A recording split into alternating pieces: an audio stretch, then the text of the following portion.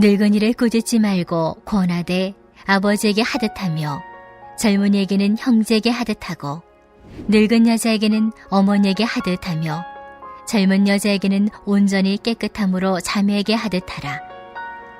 참 과부인 과부를 존대하라. 만일 어떤 과부에게 자녀나 손자들이 있거든 그들로 먼저 자기 집에서 효를 행하여 부모에게 보답하기를 배우게 하라. 이것이 하나님 앞에 받으실 만한 것이니라. 참 과부로서 외로운 자는 하나님께 소망을 두어 주야로 항상 간구와 기도를 하거니와 향락을 좋아하는 자는 살았으나 죽었느니라. 내가 또한 이것을 명하여 그들로 책망받을 것이 없게 하라. 누구든지 자기 친족 특히 자기 가족을 돌보지 아니하면 믿음을 배반한 자여 불신자보다 더 악한 자니라. 과부로 명부에 올릴 자는 나이가 60이 덜 되지 아니하고 한 남편의 아내였던 자로서 선한 행실의 증거가 있어 혹은 자녀를 양육하며 혹은 나그네를 대접하며 혹은 성도들의 발을 씻으며 혹은 환난 당한 자들을 구제하며 혹은 모든 선한 일을 행한 자라야 할 것이요. 젊은 과부는 올리지 말지니 이는 정욕으로 그리스도를 배반할 때에 시집 가고자 함이니 처음 믿음을 저버렸으므로 정죄를 받느니라.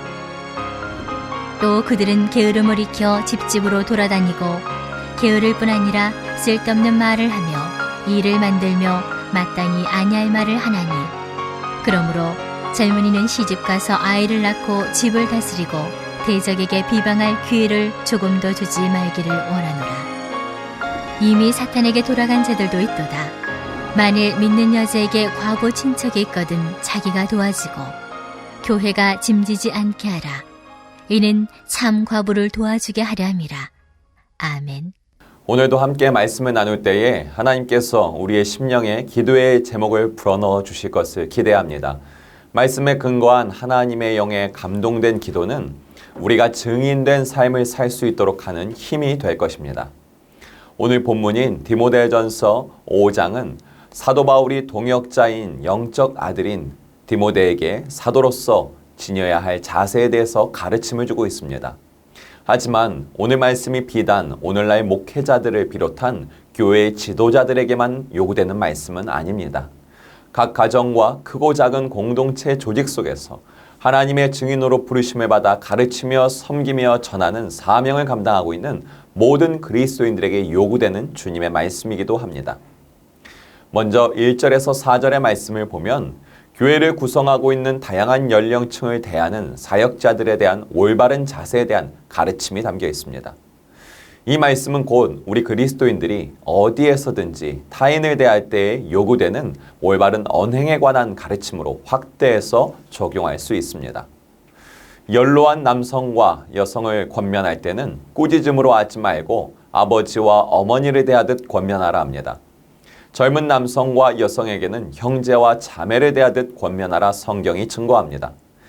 이러한 말씀들의 핵심은 간추려 보면 권면할 때는 꾸짖음이 아닌 자기 가족에게 대하듯 권면하라는 것입니다. 때로 교회에서는 사역자가, 가정에서는 제사장의 위치에 있는 자가 말씀에 근거한 권면을 할 때가 있습니다. 그러한 권면을 듣는 것 자체를 거부하는 자들은 그러한 자들의 영적 실체는 주님의 교회를 뒤흔드는 악한 도구로 사용받는 가련한 자들입니다. 그러나 사역자나 가정의 제사장들이 말씀에 근거한 권면을 할 때 들으려 하는 하나님의 은혜를 받은 자들이 있습니다. 그러한 들을 귀 있는 자들에게 사역자나 가정의 제사장은 공격적으로 꾸짖거나 비난하지 말고 아버지와 어머니, 형제, 자매에게 하듯, 즉 자기 가족에게 대하듯 권면하라 주님이 말씀하십니다. 사역자나 영적 리더들은 때로 교회의 성도들이나 어떤 공동체 구성원들을 대하다 보면 인내심의 한계가 찾아올 때가 있습니다. 때로는 사단이 하나님의 종과 사역자들을 넘어뜨림을 통해서 교회를 분열시키려는 목적으로 교회 안에 심어놓은 하수인들이 사역자들과 리더들의 마음을, 정신을 흔들 때가 있습니다. 이러한 위기 가운데 처할 때에 사역자와 영적 리더들은 이러한 무지한 실수를 범하고 나는데 그것이 바로 매정하고 거칠게 성도를 질책하는 꾸짖는 행위입니다. 하나님은 위기 가운데 있는 사역자들에게 말씀하십니다. 그러한 위기 가운데서도 가련한 영혼들에게 간절한 마음으로 진심을 담아서 가족에게 대하듯 권면하라는 것입니다. 이것은 옛사람 아담의 시각으로 보면 참으로 따르기 어려운 말씀입니다. 그러나 예수 그리스도를 전하는 종이요 사도로 부름받은 사명자들은 예수 그리스도께서 오래 참으심으로 영혼들을 얻었다는 것을 기억하고 믿어야 합니다. 하나님께 부르심을 받은 종이라는 것은 예수 그리스도께서 해내신 그 영광스러운 일을 동일하게 해낼 수 있도록 부르심을 받은 자들이라는 것입니다. 더욱이 사명자들은 예수님이 직접 하신 말씀처럼 예수보다 더 확장적으로 많은 영혼들을 얻을 수 있도록 은혜로 부르심을 받은 자들입니다. 사명자들이 지닌 혈과 육으로 인내하려면 불가능합니다. 하지만 하나님께 부름받고 또한 보냄받은 그 은혜를 힘입어 고난의 영광에 참여하는 것은 가능합니다. 그 믿음으로 사명자들은 가족을 대하듯 영혼을 바라보며 사랑의 언어와 눈빛으로 권면해야 하는 것입니다. 하나님은 이미 잠언의 말씀을 통하여서 사랑의 언어와 눈빛으로 권면하는 지혜에 대해 계시해 주셨습니다. 잠언 12장 18절의 말씀입니다. 칼로 찌름같이 함부로 말하는 자가 있거니와 지혜로운 자의 혀는 양약과 같으니라. 아멘. 꾸짖는 말을 권면이 아닙니다. 꾸짖는 말은 권면이 아닙니다. 칼로 찌르는 행위일 뿐입니다. 반대로 가족을 대하는 사랑의 언어로 하는 권면은 지혜로운 자의 혀입니다. 그 혀는 병들고 상한 영혼을 살리는 양약이 됩니다. 말씀 한 구절 더 볼까요? 잠언 12장 25절입니다. 근심이 사람의 마음에 있으면 그것으로 번뇌하게 되나 선한 말은 그것을 즐겁게 하느니라. 아멘. 근심과 두려움에 휩싸여 있는 영혼들은 번뇌의 바다에 빠져 허우적거리게 됩니다. 그러한 영혼들에게 필요한 것은 꾸짖음이 아닙니다. 선한 말의 권면입니다. 그 선한 말의 권면은 번뇌에 빠져 허우적거리는 영혼들에게는 구조선과 같습니다. 가족을 대하는 듯한 한마디가 그 영혼을 살리고 기뻐 춤추게 하는 것입니다. 여러분은 혹시 여러분의 보냄받은 가정과 공동체 속에서 영혼들을 향해 거칠게 질책하며 비난하는 정죄로 꾸짖고 계진 않으십니까? 그런 꾸짖음은 오늘 말씀과 반대되는 불순종의 행위일 뿐입니다. 비난과 정죄라는 꾸짖음으로 영혼들을 넘어뜨리고 스올로 인도했던 사두개인과 바리새인들의 그 닮은 안타까운 모습일 뿐입니다. 우리는 예수 그리스도의 권면을 기억하기 원합니다. 우리는 죽기까지 인내하시고 마침내 영혼들을 위해 죽으신 예수 그리스도의 그 사랑의 심장을 이식받은 그리스도인입니다. 내가 언제 그런 심장을 이식받았지? 그런 의문을 가지실 수 있습니다. 하나님은 이미 우리를 구원하여 부르셨을 때, 그리고 성령을 부어 그리스도의 증인으로 보내실 때 그 성령의 역사를 통해서 우리에게 예수 그리스도의 사랑의 심장을 이식해 주셨습니다. 이 진리를 믿으시기 바랍니다. 한 영혼을 얻기 위해서라면 나보다 사회적 지위가 직급이 낮은 자들에게도 가족처럼 권면할 수 있습니다. 터무니없는 이유를 가져다가 나를 적대시하고 비방하는 자들도 품을 수 있습니다. 그 사랑의 권면이 여러분의 입에서 넘쳐 흘러 영혼을 낚는 은혜를 체험하기를 소망합니다. 오늘 본문 5장 5절에서 6절을 함께 읽어보겠습니다. 참 갑으로서 의로운 자는 하나님께 소망을 두어 주야로 항상 간구와 기도를 하거니와 향락을 좋아하는 자는 살았으나 죽었느니라. 아멘. 당시 초대교회 안에서는 과부의 생계를 지원해주는 제도가 있었습니다.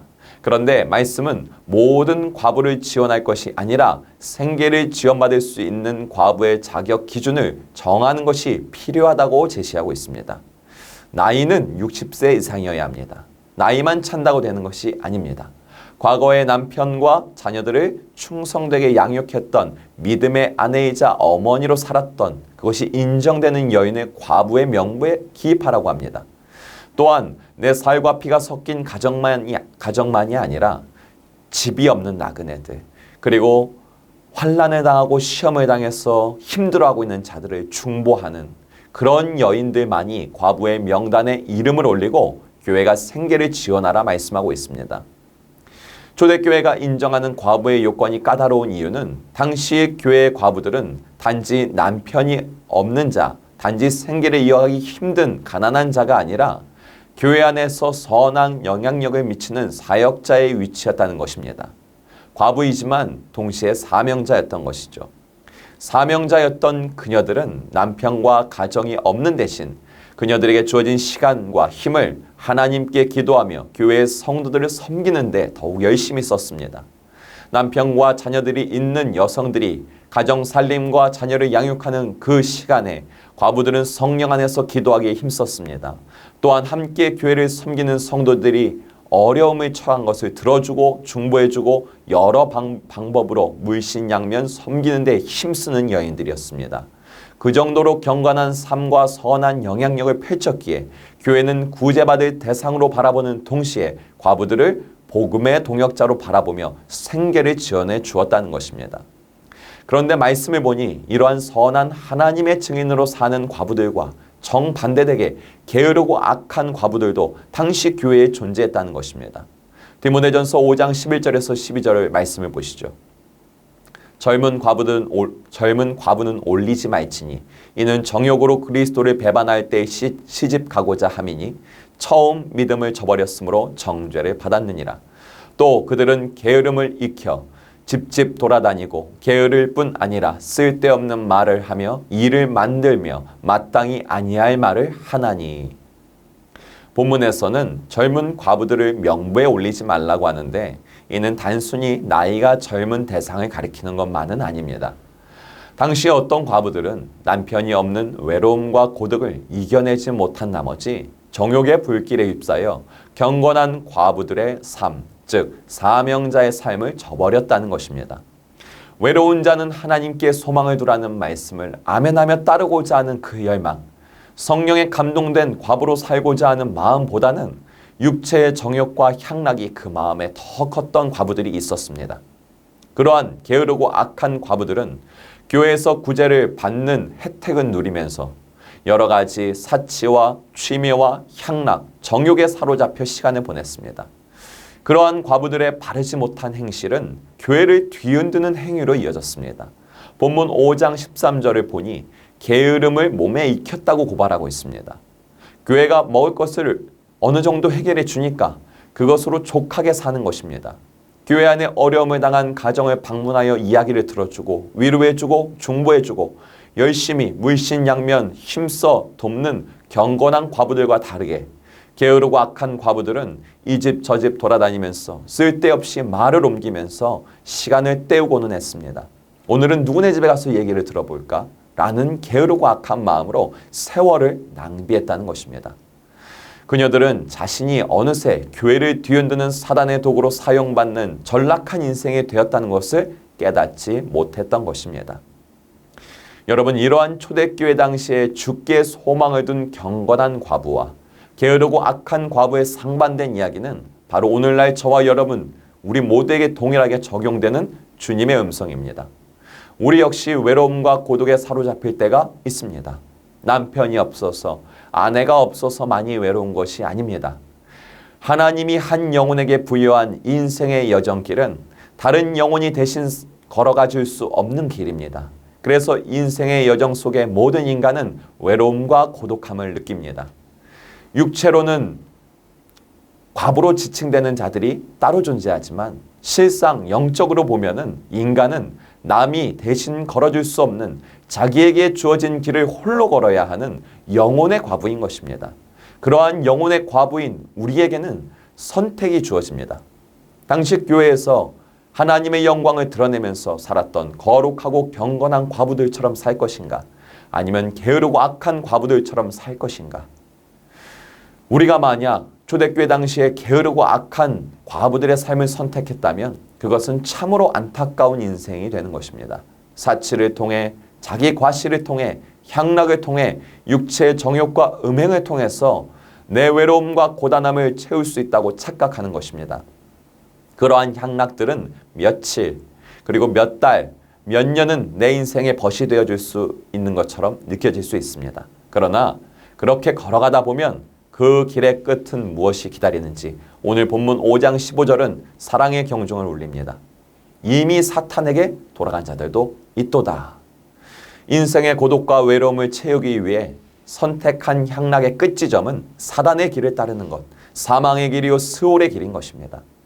저와 여러분은 짙은 외로움과 고독, 버거움과 슬픔이 찾아올 때 오늘 본문 5장 5절의 말씀을 심령에 새기고 순종하는 자들이 되기 원합니다. 외로운 자는 주께 소망을 두어 주야로 항상 간구와 기도를 하거니와. 당시 교회의 경건한 과부들이 선택했던 이 삶을 살아가는 것은 복됩니다. 누구도 대신 걸어줄 수 없는 내게만 주어진 인생길에서 예수 그리스도를 소망 삼아 그분의 영이신 성령과 동행하며 걷는 자는 참으로 복된 삶을 사는 자들입니다. 그 어떤 인간도 대신 걸어줄 수 없는 내게만 주어진 인생길이지만 예수 그리스도는 과부인 나에게 신랑 되어 동행할 수 있는 그것을 깨닫는 하늘의 지혜를 소유한 경건한 자들에게는 소망과 기쁨이요 부요함과 능력이 넘쳐납니다.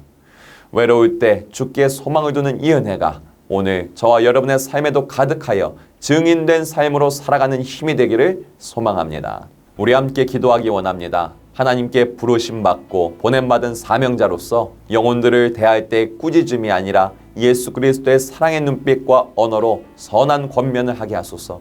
또한 과부와 같이 외로운 그때마다 인생의 여정길에 고독함을 느낄 때에 주께 소망을 두는 내가 되게 하소서. 신앙 광자를 준비하는 강사 목사님들을 가르침과 지혜의 영을 충만케 하시고 신앙 광자라는 훈련을 통해 진리를 깨닫고 하나님의 성품을 더 알고 마침내 충만하고 장성한 분량에 이르게 하소서. 오늘도 국내 농어촌과 도시 삼각교회에서 그리고 해외 각처에서 복음을 전하는 목사님, 선교사님, 평신도 사역자들에게 성령의 기름을 부어주소서. 주의 이름을 부르며 함께 기도합니다.